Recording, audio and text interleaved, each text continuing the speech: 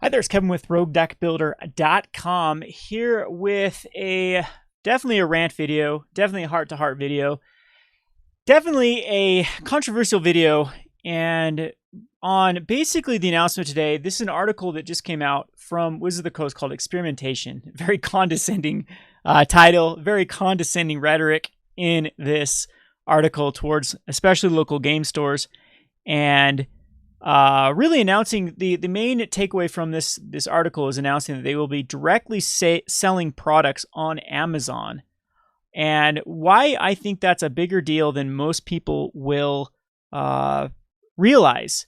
Now, I've been reading through a lot of the Reddit comments, the WPN Facebook page, a lot of the community response, a lot of people thinking that, it's just another online seller, and I think I'm going to try to refute that and why this is a bigger deal than the mass drop. Many of you know a couple of years back, Wizards started selling to mass drop, or we can't confirm that Wizards did, but I'm pretty sure that Wizards was directly selling to mass drop to then sell to the masses.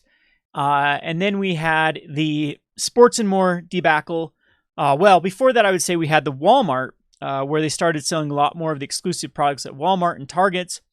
And then we had the Sports and More debacle, which I am 100% sure and certain right now that this is just another one of WotC's shady experimentations, that it was something that was given the green light, that's something they've been working directly with a distributor or a brick and mortar store. Well, brick and mortar, I want to put that in quotations because we don't really know much about the MVP / Sports and More store that has had access to. When I talk about the amount of volume they've had access to as much volume as any distributor has access to.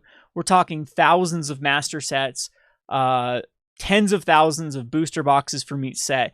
I can give you my exact numbers that I get from a set. We are getting 40 Guilds of Ravnica pre-order boxes. That's it. That is my limit for an entire store of how much I get. I'm limited on the amount of pre-release packs I can get. I'm limited on the amount of commander sets I can get. All these are very low levels compared to something like a supposed brick and mortar store like MVP or Sports and More was getting. So we know there's some shady stuff going on there. We know that Wizards is not honoring their own Wizards Play Network contract that they have with brick and mortars of how these are the way things are going to be distributed. Everyone's on a fair playing field. I know for a fact that Channel Fireball does not go by the same rules as the rest of its competitors, that Channel Fireball gets their prices for much cheaper than something like Cool Stuff Inc. or Star City Games or Cape Fear Games or Card Kingdom. All of those are an unfair playing field with the how Channel Fireball has positioned itself with Wizards, and they're basically one in the same company at the moment. I mean, they're very, very close partners. So like all of this has been adding up, and has definitely been hitting the bottom line of local game stores being able to compete because it's just not reasonable with the profit margins. I did a video clear back in the day that wasn't the best worded. I kind of alienated some of my own customers, just how I came off like I didn't appreciate their business when I actually do appreciate their business. But long story short is when these things start happening, the consumer is going to compete. It's going to try to find the best deal. And it's hard for me to compete with something like Sports and More that's selling booster boxes, ship booster boxes at a margin I would make like maybe $1, maybe even less. Sometimes of their prices, I'd actually lose money if I were to go the eBay route and try to compete with them. And same thing with other venues like Massdrop or Amazon. It's just not something that's feasible.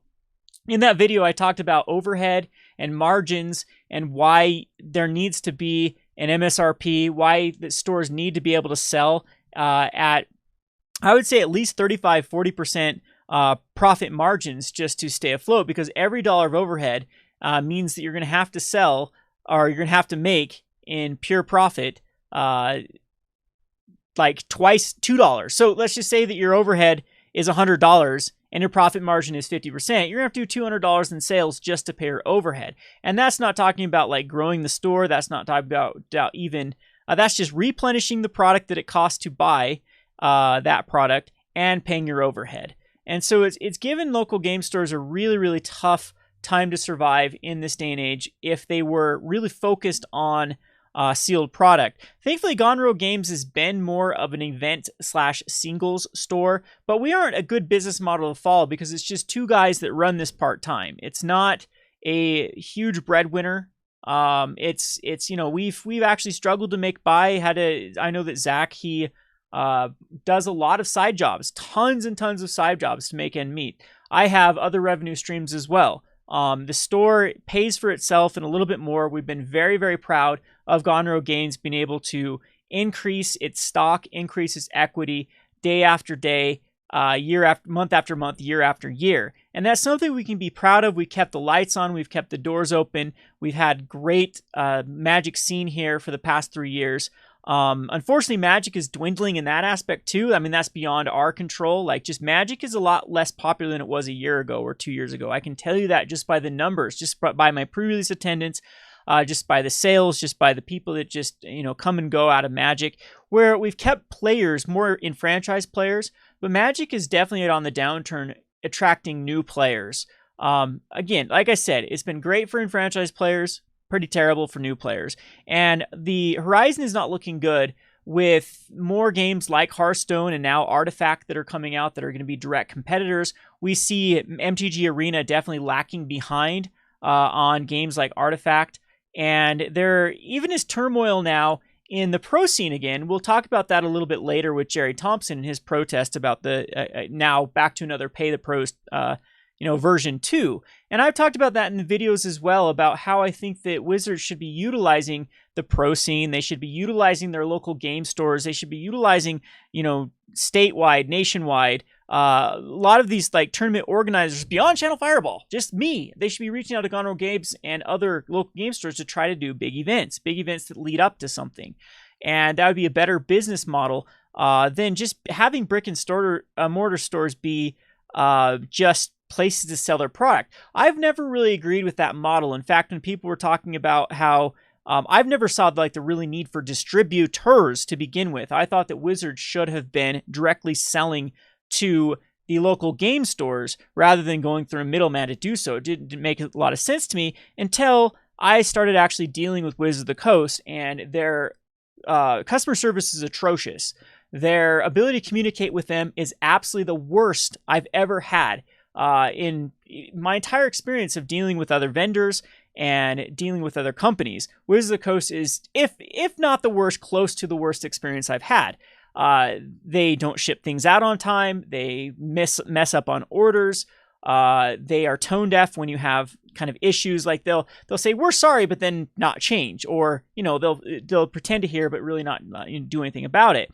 But then when they made their decision, hey, we're going to get rid of the not to distributors to you, we're going to get rid of directly to selling to you. I'm like, wow, that's a step in the wrong direction, but I don't really care because I didn't like dealing with you. I'd rather deal with my distributor anyway than Wizards of the Coast. So like I said, it's just been one bad decision after bad decision after bad decision after bad decision that Wizards of the Coast, in my opinion, has made. They haven't done any of their experimentations they've done have fallen flat, between trying to take away the spikes from FNN by only releasing what they considered casual tokens so that casual players would come back to their FNM. It seems like that Magic, Wizards of the Coast, I've stated this before in many other videos, they are salivating over a demographic that they will never have. They think of Magic as like this really casual board game environment. You can see them throwing money at places like Geeks and Sundry or a lot of the other casual board game or just gaming channels that you see on YouTube. You see the purple-haired, nose-pierced, and like I said, nothing against that. It's not my demographic. I of course, I have my own personal beefs with more of that kind of culture, the Seattle culture and whatnot. But that is what Wizards has really been salivating for. They want that. They just go watch a Geeks and Sundry video where it's this really little casual environment where we sing Kumbaya. They don't like the competitive, cutthroat nature that the game has become, and they've tried to distance themselves through their marketing, really their marketing and their representation, away from that sort of spike cutthroat mentality of Magic the Gathering being a really competitive game. Which is funny though, because then while trying to balance that, they try to really promote this like pro tour scene and like people competitive streamers. So it's like they want to have their cake and eat it too, is the expression. Or you can't have your cake and eat it too. So Wizards of the Coast is saying, hey, let's have this family friendly game where it's not cutthroat, and in the same breath, hey, let's why isn't our competitive scene thriving? Why are we failing to get the gamer demographic into Magic? Why are we losing so many customers to Artifact or to Hearthstone or to the bazillion other games, competitive games that exist out there? And so we have a huge disconnect in so many areas with Wizards of the Coast, and it feels like they're just failing to address those. And every time they do these little experimentations, it gets worse and worse. So again, that's a big long rant of a lot of huge dirty laundry lists that I have with Wizards of the Coast. But by far, today's announcement is the worst of the worst. So they announced today that they are going to be selling directly to Amazon. So directly partnering with Amazon so that Amazon can sell their product on behalf of them. Well, as many may know, Amazon has undercut so many industries at this point that Amazon now is like the only place to get. I use Amazon Prime for so many things because it's even cheaper than going to my local Walmart a lot of times and buying a product. And well, let me rewind back about talking about how I didn't really mind about Walmart. I've been one of the outspoken people, even as a local game store owner, with an unpopular opinion that I think that Walmart is good for local game stores. And why I say that is Walmart sells at MSRP. Now let's talk about MSRP for a brief moment here. MSRPs were really started. They've been around for hundreds of years. Really in the Industrial Revolution beyond, when manufacturers, when it stopped being private, small, like you had a tailor, for example, it would have its own tailor shop, or whatever they call people that make shoes. I can't think at the moment. But you had all these little tiny small businesses. And after the Industrial Revolution, they figured out, hey, we can take this at a mass scale, but we still need salespeople. So instead of the tailor like making its own custom clothes, it was a store owner that was selling the manufactured goods at their store.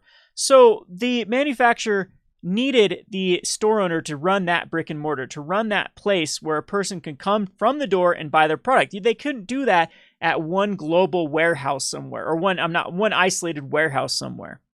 They needed retailers to have retail space to sell their product.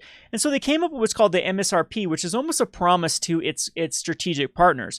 Hey, if we sell our product, if we sell what we manufacture, say we have our own store somewhere, we are going to sell it at this suggested price. So we're going to create a product that's $100, takes us $50 to manufacture it, so we're going to sell it for $100.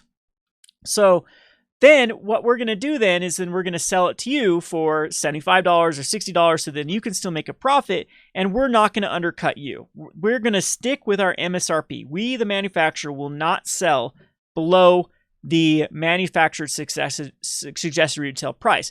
Now, Wizards of the Coast needs to get rid of the MSRP. They have violated it with this Amazon deal to a blatant way. So we'll take a look at that to begin with. So right now, Wizards of the Coast has an MSRP. They have they put it's $140 for a booster box, $4 for a booster pack. I think it's slightly above that. It's like $4.19 is what their manufacturer's suggested retail price is on a booster pack. Every product that they come out with, they have an MSRP on it. In fact, let me pull up ACDD, for example. This is a distributor I use. I'm not logged in. Okay, I am logged in. I need to log out here. So how the hell do I log out?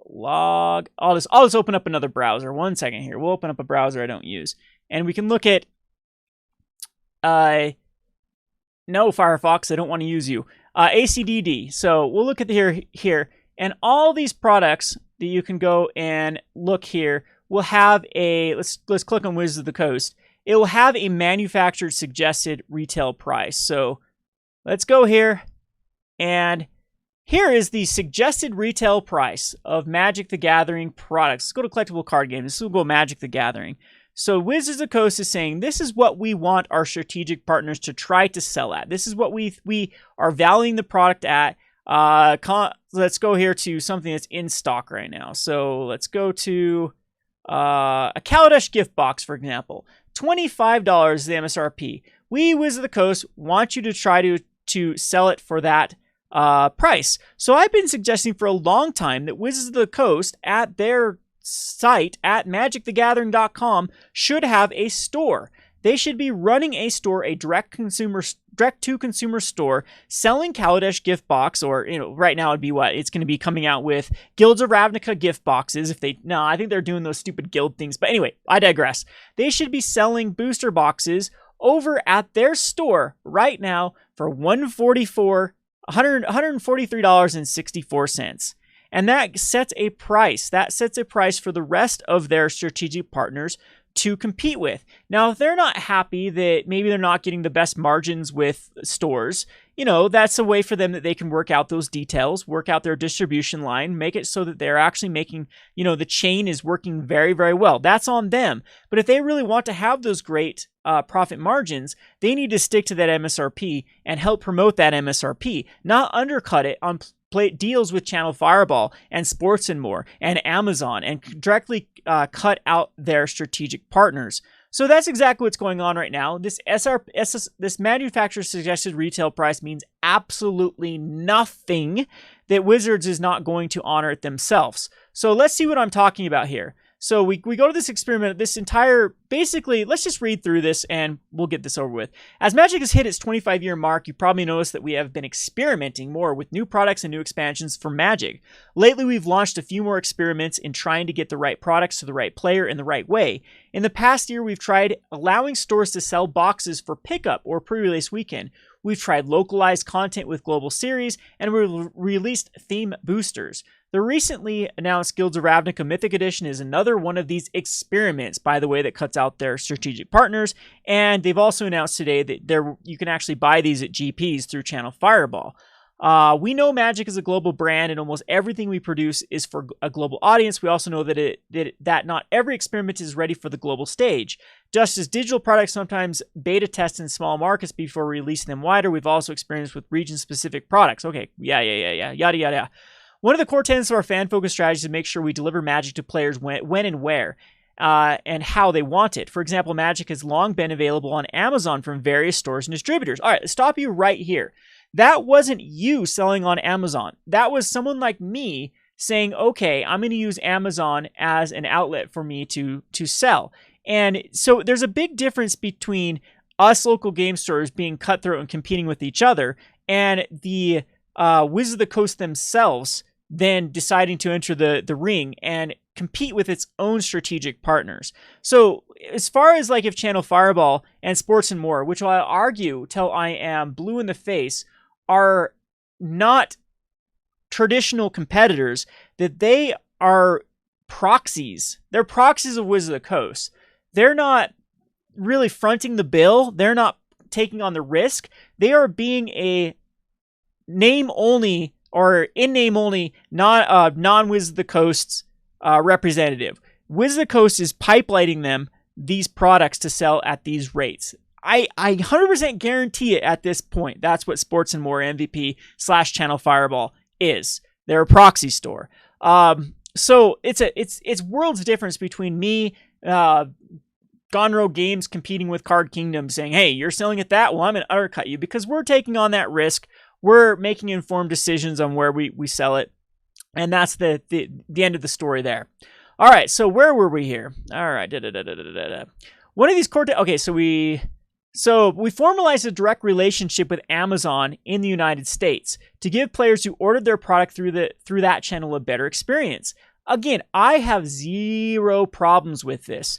I think that they should have been using Amazon a lot longer ago, but I can already go on Amazon. So there's a bunch of products that I order very, very consistently on Amazon that actually aren't that great of a deal. You can actually go. It's basically you have to pay the MSRP for those products, because a lot of these vendors have a strict enforcement of telling their strategic partners they cannot sell under MSRP, or 20% under MSRP. They set the price that is allowed, or otherwise they lose that distribution avenue.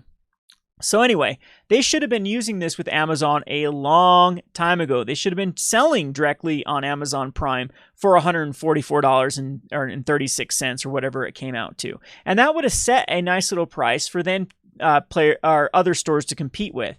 However, we'll show in a second how this is not being done. We've formalized a direct relationship with Amazon in the United States to give players who order their product through that channel a better experience. In many parts of the globe, Magic has already been available directly from Amazon and other online retailers. To that end, Magic will also be available directly online from Walmart and Target in the United States as well. So I'll be interested to see what the prices of Walmart and Target are going to be. The goal here isn't to divert customers to these channels. It's to meet the customers who are already there and give them a better experience. Again, this is where Wizards has a huge disconnect. If that were true, then the prices would be very similar and competitive to where someone like me that runs a brick and mortar store can actually compete with those prices. And that's not the case. We'll get to that. A formalized relationship gives us the ability to be better distribute product to players who aren't lucky enough to live near one of the many awesome local game stores, to market to players where they are already shopping, to make sure that Magic is represented in a way that is worthy of its awesomeness. Geez, are you 12? And to grow the game for the entire world. While this may seem like a radical shift in philosophy, it's more of an acceptance of how people interact with our game. I'll disagree here because I'll defend the brick and mortar to what sets Magic apart from many other games. Many other games where you just pick up and play at home. And I think that the success for a lot, especially Magic the Gathering, has been because it has had that gathering attitude. It's been people come to play the game at a store, not sit and play at home in their underwear. Magic doesn't actually play that well. It's not that great of a game comparatively to many of the board games to have a nice little casual experience at home. Magic has been a nice little paper way to compete at little levels. It's almost like how many people go and play like football at their house? I mean, the vast majority of that's a bad example, or bowling leagues, things like that, like where it's organized events. There are so many examples of how organized, where people come together at a location to compete in something, that thrive with this mentality, not let's go find a friend and play at home. All right. Many players have already purchased Magic on Amazon. Its large retail stores. Expanding the availability of Magic will only serve to grow the overall player base. Okay, so you're saying it already exists on Amazon. What the hell are you saying here, Wizards? It already exists on Amazon, so why do you need to dip your toe in it? Is it jealousy? Is it jealousy that a lot of these sales... But you're selling the product to the people that are selling it. You're just trying to up your amount of profit margin that you can get. And is it worth it to lose your strategic partners, Amazon or Magic? Is it worth it to say, okay, we are only going to sell directly to consumer? And anyway, I digress. Formalizing the relationships help bring them in the community in ways that we haven't seen before. Okay, kill your local game store. Let's see how well that works out for you, Wizards.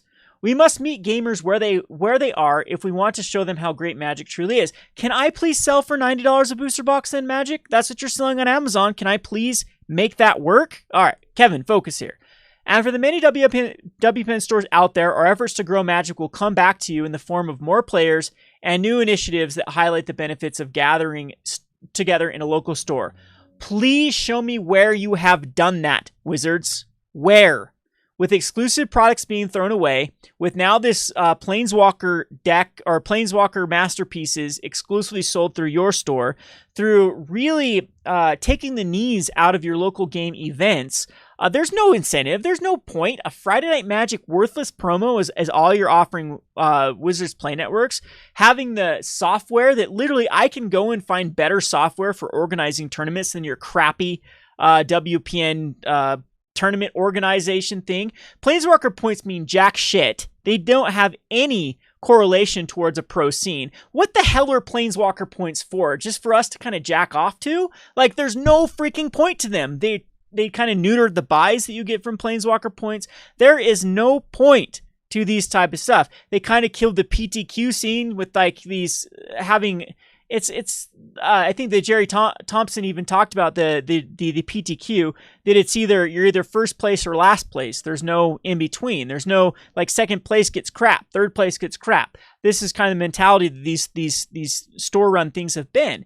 This is a massive failure by Wizards of the Coast to really support the local scenes. So one of the incentives of having a local game store up to this point is that we can outcompete, or have the opportunity to outcompete, give better service than eBay provides, give better pricing than Walmart provides, and also have a structure where they can come in and play. But really, game stores have had to be very creative to do that. Wizards hasn't given us any incentives. Was it the pre-release? That's it? I mean, I guess it released, like, I could, me as a store, I could probably go a week later and say, hey, here's the release of, we're going to do a release tournament. And if that's the only alternative, people will still show up for it. Even a pre-release at this point is just such a meh experience of what it could be. All right, let's keep going down. We also wouldn't leave it to just that. Local game stores, especially the stores who participate in the Wizards Play Network, are vital to Magic and Wizards of the Coast. Well, you aren't treating us that way, Magic, Wizards. You are not. You just gave us the biggest shaft, the biggest middle finger, by selling booster boxes for $90 on Amazon while increasing the prices by $2 a booster box for what I can get it from my distributor. Also, you just increased the price that it costs me for the pre-release by $2.50 per pre-release kit, while expecting me to uphold the same MSRP that you have for pre-releases. So Wizards is telling me, hey, we still want you to sell for $25 for a pre-release kit, but we're going to charge you $2.50 more. So they're passing on that bill to their strategic partner, not to the consumers, because again, they want to even make it more incentivized to go buy directly from Amazon rather than buy. I wonder what Amazon cut in all this is. I know that Amazon does work on an insanely low profit margin, so it probably makes sense for Wizards. But is it worth it? Is it worth it to really piss off all its retailers and lose those brick and mortars? All right. They provide great play experiences, fun places to shop, and are the center of the gaming community. That is exactly what I've been saying. I think they're pivotal to the success of Magic. It's what sets it apart from games like Hearthstone or board games in that aspect, is that Wizards has cultivated a great local game store scene, or at least they used to. But it's underutilized and it's pathetic at this point. That is why we support them in organized play programs like Friday Night Magic and pre-releases with promotional items and exclusives like signature spellbooks.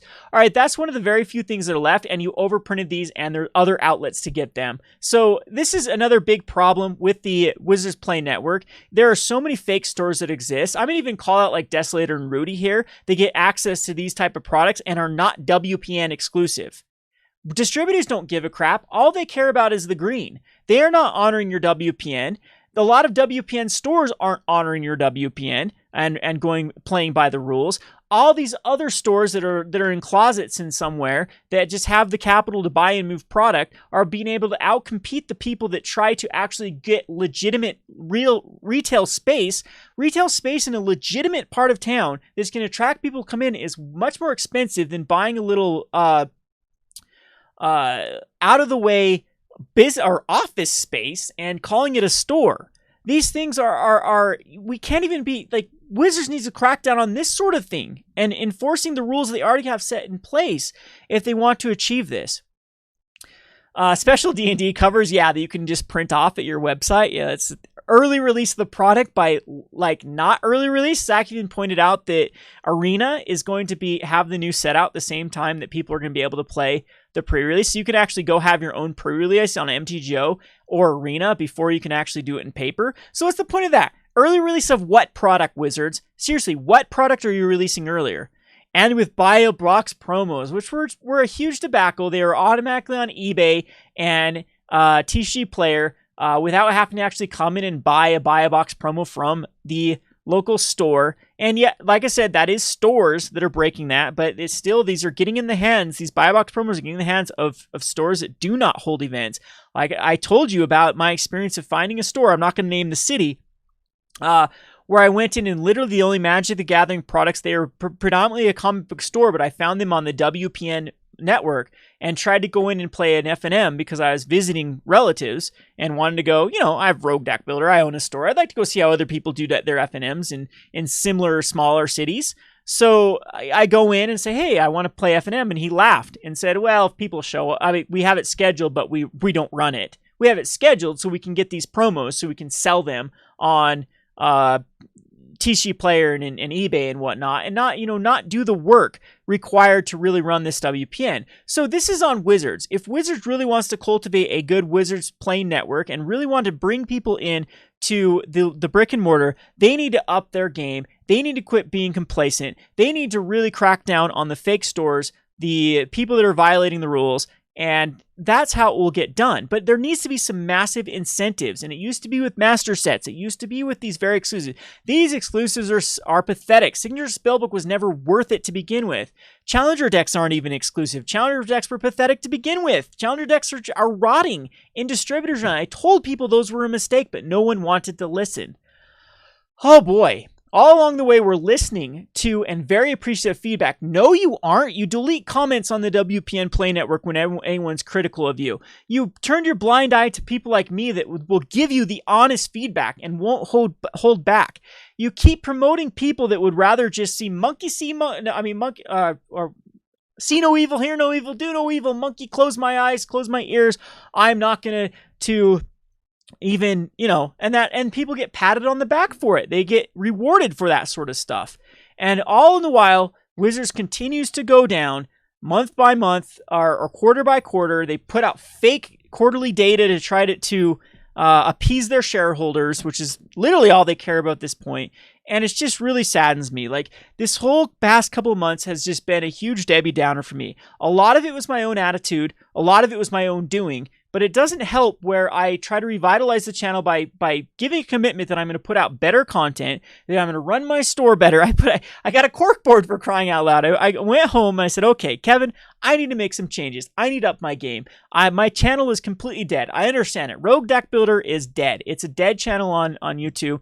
I get a fraction of the views and subs that I used to get. Apparently, either a combination between the YouTube algorithm and my content just being so sporadic has absolutely, told YouTube that people don't want to, watch my stuff. So I try to adjust. I try to make a goal to put out, better stuff, be a better store owner, be a better channel operator, offer my patrons a better outlet, which now is pathetic compared to what Amazon can do. So I'm pretty sure I'm going to lose all my patrons that used to get cheap product from me, because there's zero ways I can compete with this.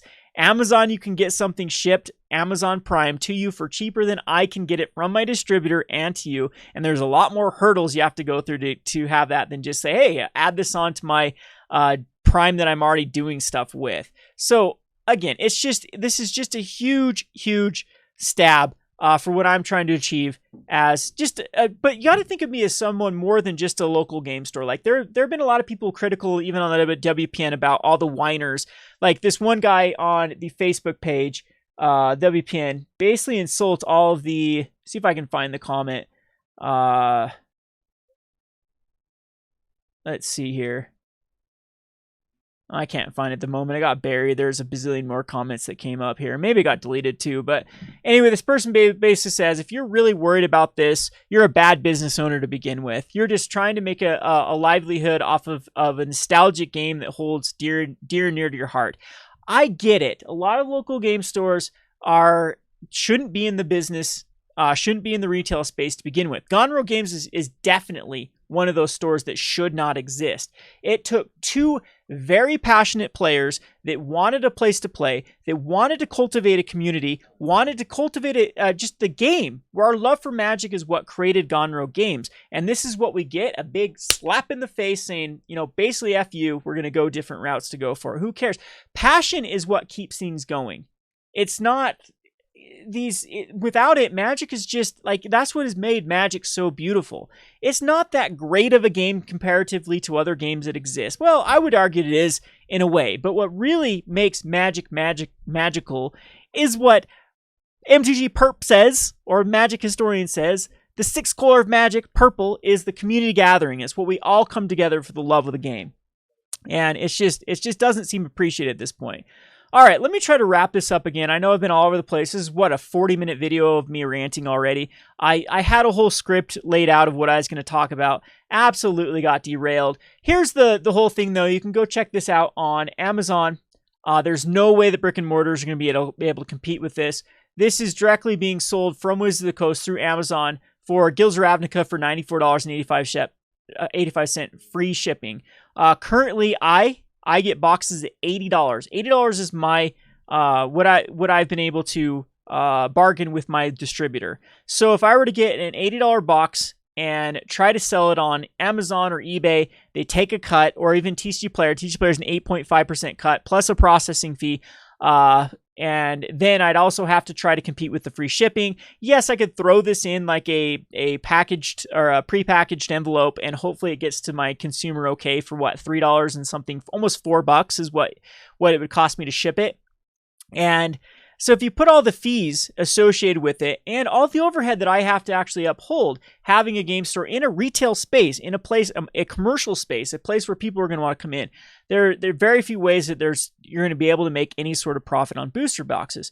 Well, this is the brand new set. Let's check out older sets. So if we look at Magic the Gathering here, and what you need to do to filter out the ones that are coming directly from Wizards is it will say you want to click on more here, and this will show all the ones that are selling it. So $89.99 free shipping. How the hell does Jetpack Comics make this actually viable? That is just, like I said, either people aren't playing by the rules and somehow getting these at cheaper prices than the people that are actually doing the hard work, that are hosting the local game stores, or otherwise they're just maybe the store is just trying to sell out and be done with it. But you have to find, now I'm not actually finding sold directly from Amazon. I did find one. Guess they haven't added it for Dominaria. They had it for Core, and the Core price was $85. Let's go back to Magic the Gathering. They had it for the Core 2019, sold directly from Amazon. Yeah, fulfilled by Amazon, sold by Channel Fireball, and fulfilled by Amazon. So this is directly in Amazon, directly from Wizards of the Coast. Click on more prices here, and it will show you the one. Yep, this one's coming directly from Wizards. So Wizards is valuing their own product at $89.40. I guess that's one of the, I get taxed because I live in Utah for going directly through Amazon. So they tax me for a dirty little deal they did with my state, where they actually, Amazon gets 20% of this estimated tax collected. So my state doesn't even get the full sales tax. Amazon bartered a deal with them.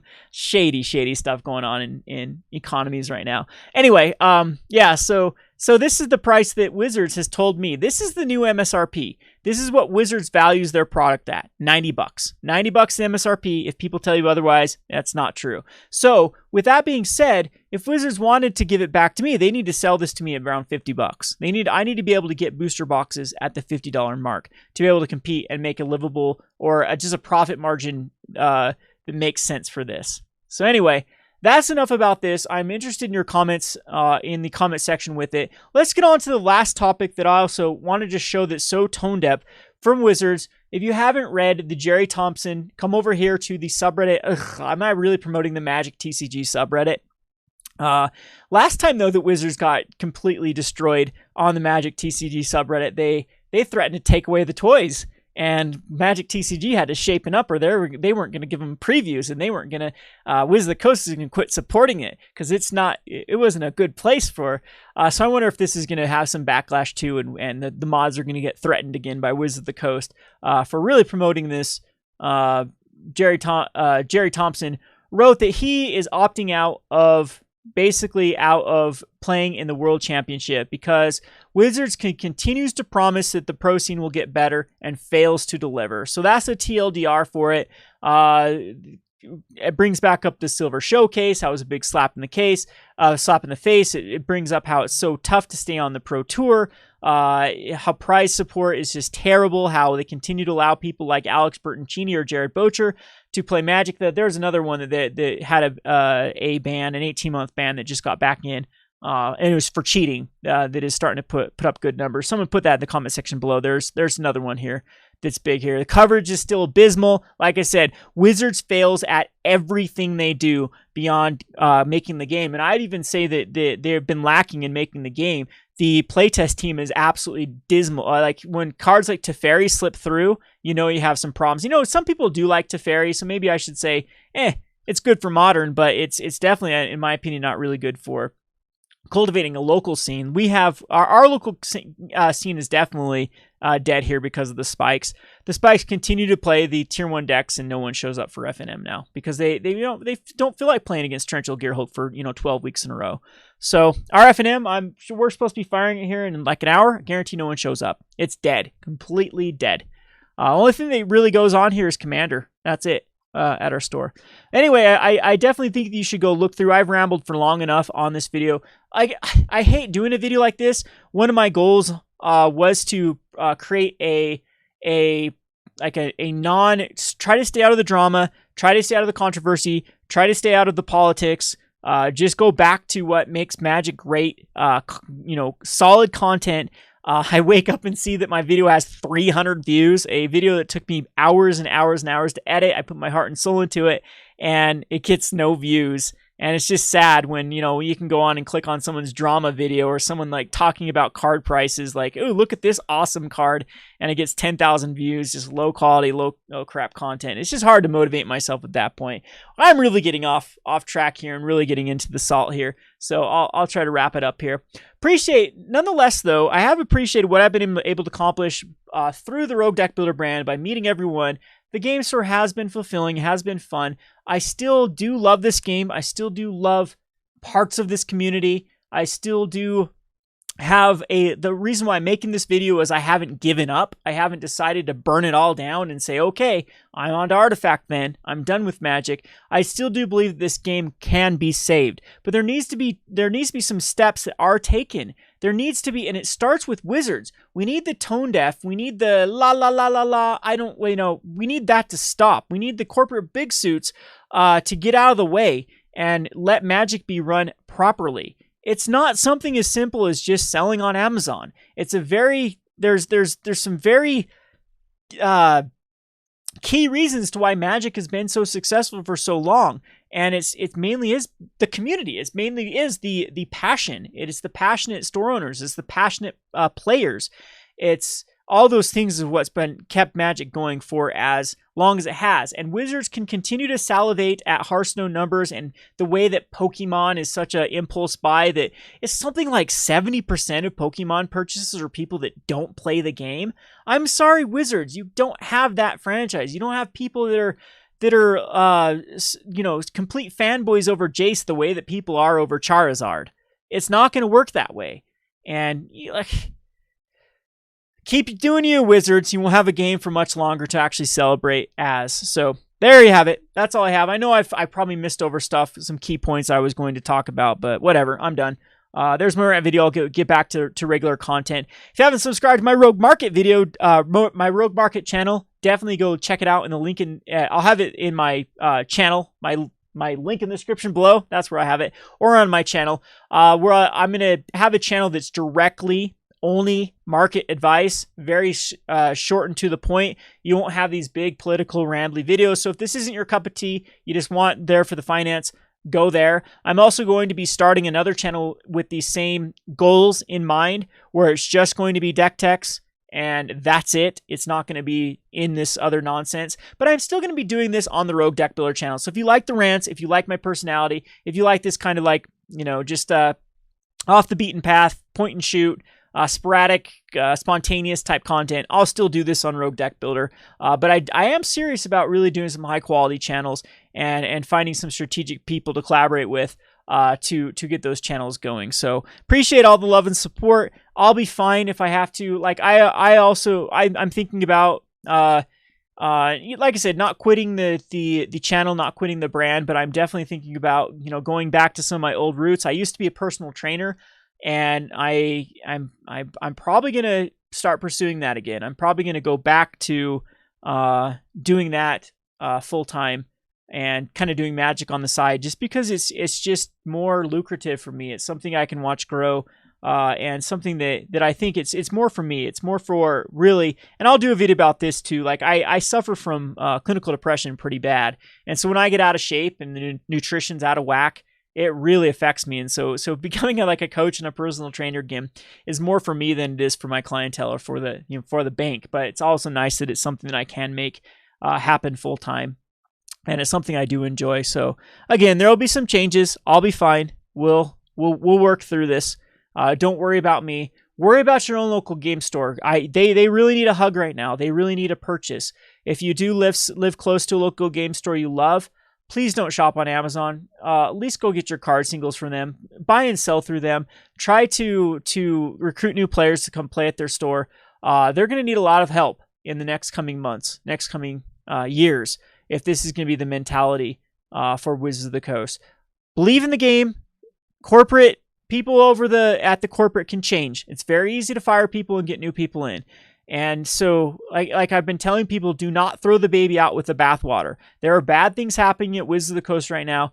There are bad things in their leadership, in their structure, their vision. A lot of that is just pure poison. It's pure cancer at this moment as far as cultivating a good scene.